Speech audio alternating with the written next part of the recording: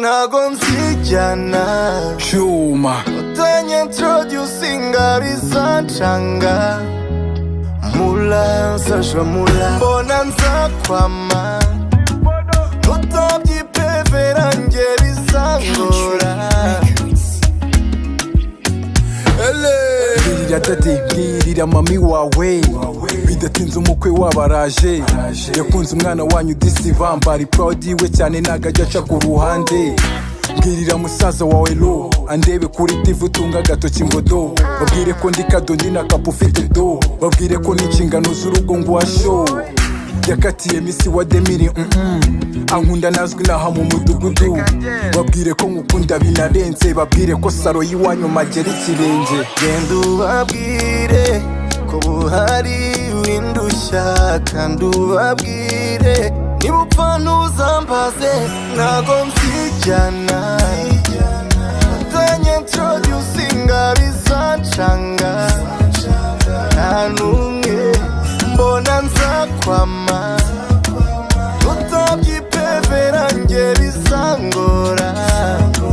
nta n'umwe bambe nyuzuza bambe tumika bambe nyuzuza wizuye azatumika bambe nyuzuza bambe tumika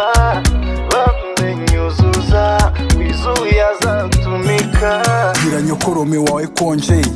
si ruswa gusa afata agakonje bwira anti wawe yake konji batega amaboko umugabo wawe araje hobe ese ufite mukuru wawe home uze gufata phone nawe umume kuri call afite akabazo nanagakemura n'itoto ufite umwuka uhagije twaganira sinsaba ipombo mbwirira abashuti mwiganye kubonye diplome utavanye mu makaye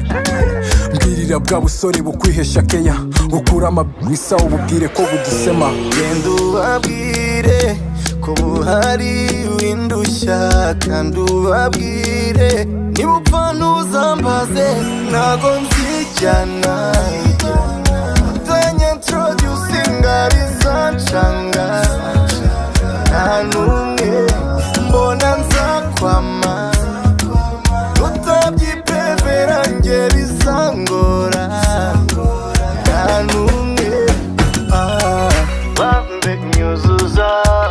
bambe tumika bambe nyuzuza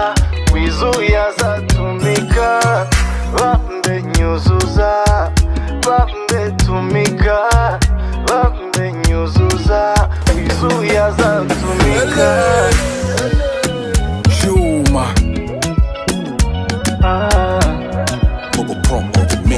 mula nsasha mula